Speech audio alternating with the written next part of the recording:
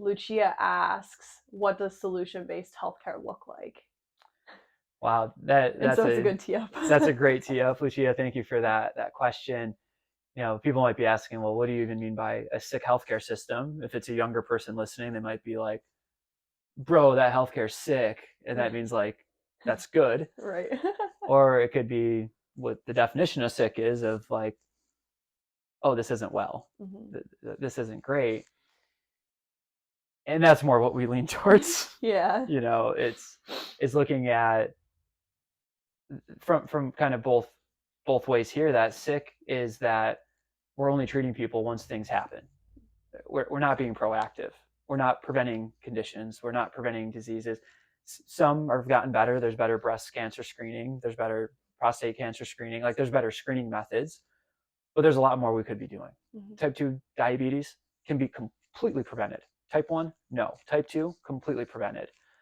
Cardiovascular diseases, we can be preventing a heck of a lot more than them. Strokes, we can be preventing a heck of a lot more than these things. So we're very reactive. We wait to treat things once they happen instead of getting on the offensive side and moving it. And traditionally, defense won Super Bowls. Now offense wins Super Bowls.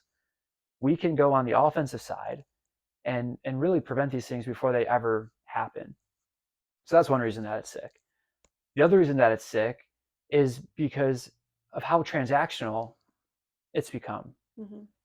Because there's people that know this, and there's people that have this data, and they know that placebo surgery has the same impact as a non-placebo surgery. They know that a placebo medication has the same effect as a placebo medication. They know that this manipulation is not putting vertebrae back into place, but they're still telling people that it is so that they're coming back. So they're doing it because of the transactions that are occurring when we really should be transformative. That's what solution-based healthcare is. It's transformative. How do we get you to be that person that you want to be? So what does solution-based healthcare look like? Part of it is understanding that you can have a solution without having an exact specific label. And a lot of people struggle with that. And let me give a couple examples here. Now,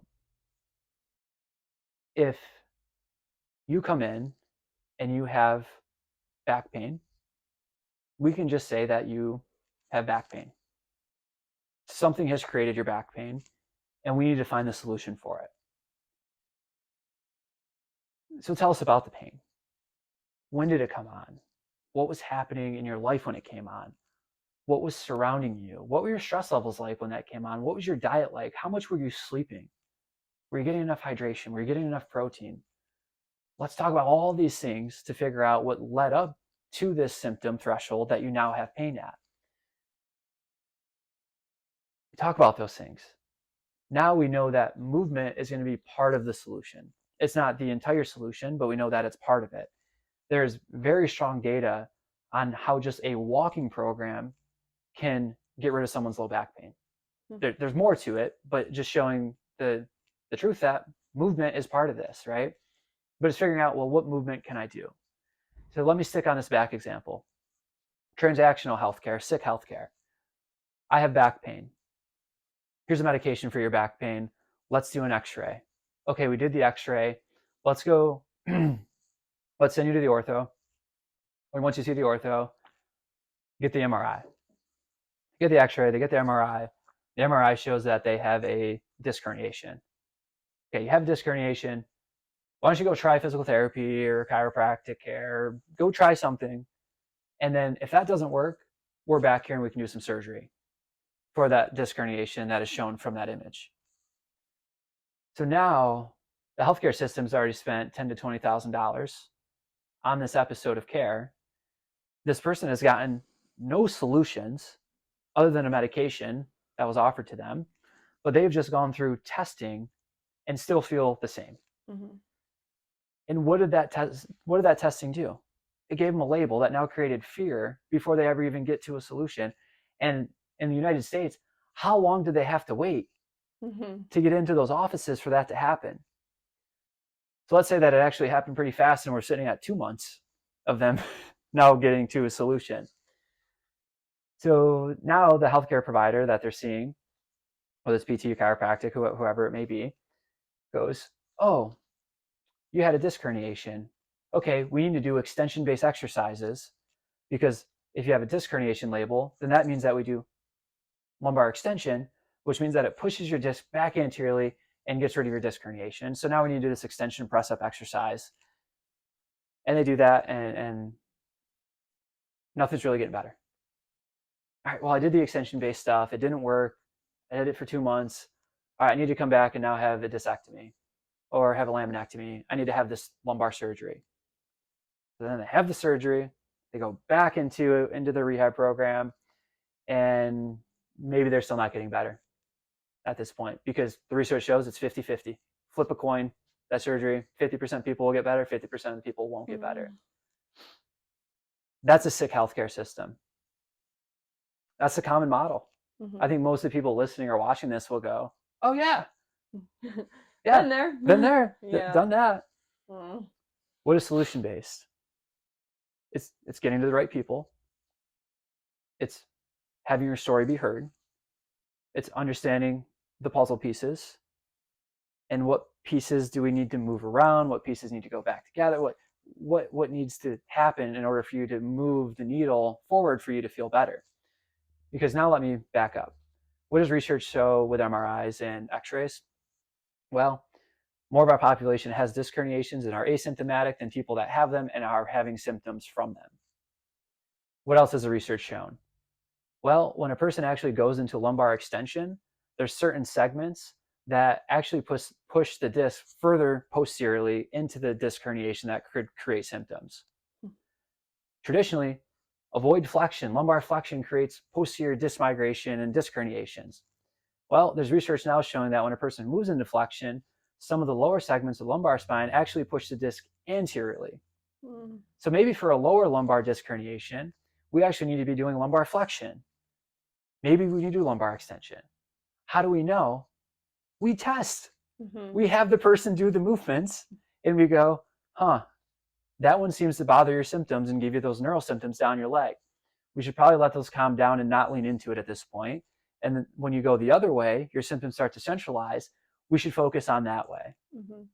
Now, when we're doing this, do we know exactly what's going on in the spine? Do we know exactly that it's a disc herniation versus a facet irritation? No, because the testing really isn't that great. But is the person getting better? Their pain's coming down, they're moving more, they're more fulfilled, their health markers are improving. That's a solution. We found a solution for that person to help them start to move forward. Now, with that being said, are there times that it is super important that the diagnosis is a bit more specific? Yes, but there's a lot of signs and there's a lot of red flags that cue you in to that, right? Because someone could have low back pain because they have cancer that has metastasized to that area, or they have cancer developing in that area. At that point, it is imperative that we do get a specific diagnosis on it. But what would that look like? If you have cancer in that area, when you move, it's not going to change your symptoms. It's continuously going to be sore. What other symptoms are you going to have? Nighttime pain, unusual discharge, unexplained weight loss. There's a lot of other factors that would then say, you know what? This is an appropriate time that you go and get more testing done to figure out what's going on. So I want you to go see this person that is going to do images, they're going to do further testing, and then let them take it from there. Right? And then they're going to do that. They're going to scan, they're going to find it, they're going to do more scans, they're going to take a tissue sample, they're going to do a biopsy, they might do surgery, they might do chemo, they might do radiation. So at that point, it very much matters that it is a specific diagnosis, but you can see the path of getting there can change. That if you have low back pain, you don't have these other things that are happening, you don't need to go through this mill that's just set up to make money. Right. You can get to solutions sooner. Yeah. And I think the desire is, we just want to put the care back in healthcare. You know, like solution-based healthcare, it really is just putting the care back in it. And I don't want to bash people by any means, but I just think we can all do a better job at caring for one another, both in the health field and outside of it, Yeah. you know? Yeah. When we originally were creating the cover, the editor didn't like that I spelled healthcare with all the care in capital letters. Mm. It was all lowercase, and they got to care, and it was all in like capital letters. It's like how my mom texts sometimes because the phone's stuck on cap locks, and you Yeah. think that the person's like yelling at you, but it's just the phone is stuck on these capital letters. But I put it there, and the editor said, "Yeah, I get what you're doing, but I think we should just go the lower cases." And at that time, I had other battles I wanted to to win, Right. so I was like, "That's fine. Let's go to." But it is true. We just want to put the care back into it, and I think everyone that gets into the medical profession and the healthcare profession as a whole, whether it's Eastern or Western, like let's combine all of that and put it underneath one umbrella. Everyone at least starts in it because they want to truly care Hmm. for people. But then they get defeated by how the things are being practiced in the real world and the upstream battle and the energy that it takes to do it differently Hmm. to get back to truly caring for that person. So a lot of people say, no, I got into this to care, and even though I'm working in the system, I'm going to do it this way because this is the right way to do it. Those people are amazing because they're probably taking a cut.